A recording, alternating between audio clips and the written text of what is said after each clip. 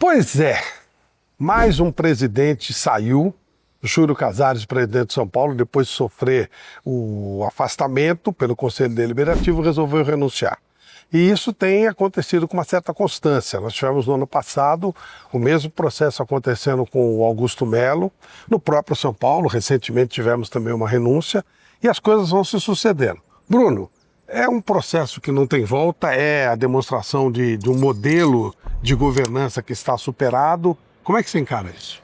Bom, é possível sim que esse modelo hoje de conselho, enfim, a parte política do clube esteja ficando para trás, porque o impeachment, a saída de um presidente, ela é uma coisa política. Aí eu não vou nem entrar nas denúncias, quem é culpado, quem não é, isso aí a justiça vai investigar, tanto no caso do Corinthians como no caso do São Paulo, né? Está na justiça e aí cabe à justiça investigar e eventualmente julgar, enfim. Então, e acho que nem foi esse o ponto que derrubou um presidente ou outro. E claro que essas denúncias acabaram dando força para a queda, acaba causando, trazendo um clima que fica muito difícil e acelera o processo político. Mas basicamente, acho que tanto no caso lá do Carlos Miguel Aydar, lá atrás, lá em 2015, agora o Júlio Casares no São Paulo, Augusto Melo no Corinthians, tem muito a ver com o processo político. Eles perderam o controle político do clube. E por algum motivo, questões dentro do clube que fizeram com que eles não tivessem mais a maioria do conselho e caíssem.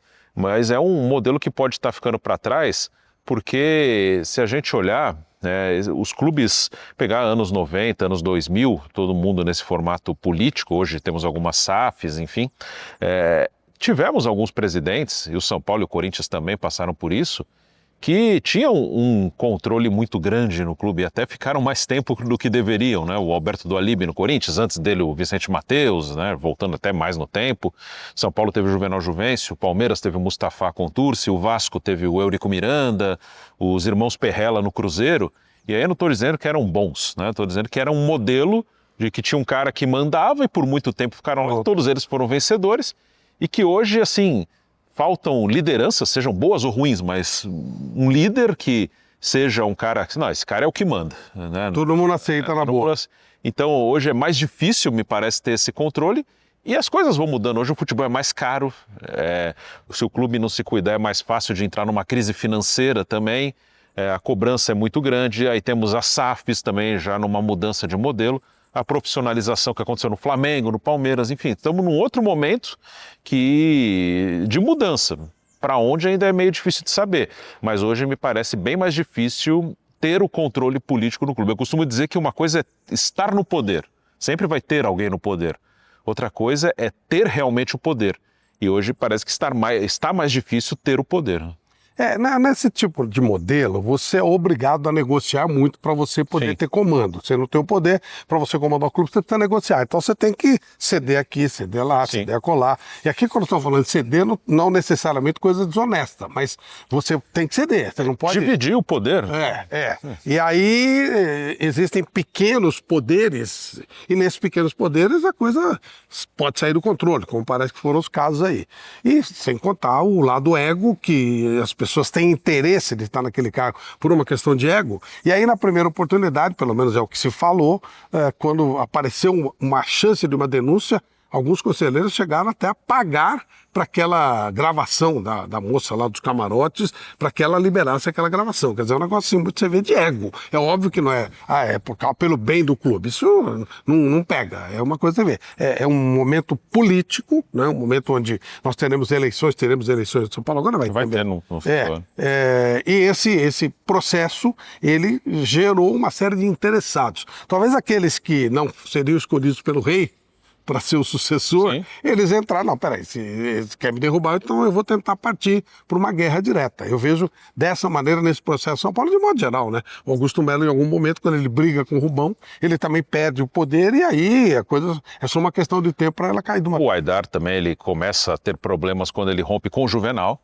que era o presidente, que o elegeu, que o Aydar foi eleito como candidato da situação com o Juvenal Juvencio, aí ele rompe, ele coloca o Juvenal a princípio como diretor da base, né, e o Juvenal gostava muito da questão do CT de Cotia, que foi inaugurado na gestão dele, e depois eles rompem, ele demite o Juvenal, e a partir daí ele começa a ter problemas de governabilidade, de se manter politicamente. E o Júlio Casares, é bom lembrar, ele ficou 5 anos como presidente do São Paulo, né? E 2 mandatos. Inclusive foi feita uma alteração no estatuto. Quando ele assumiu, não havia reeleição, que era uma mudança recente, antes tinha reeleição, aí mudaram para não ter reeleição, e isso não durou quase nada, né? Aí houve uma mudança para ter uma reeleição, e o Júlio Casares, que a princípio não poderia se reeleger, foi reeleito. Mas para ter essa mudança, ele tinha total apoio do Conselho, esse mesmo Conselho que o afastou, e os sócios, enfim, ele por 5 anos ele foi presidente do clube.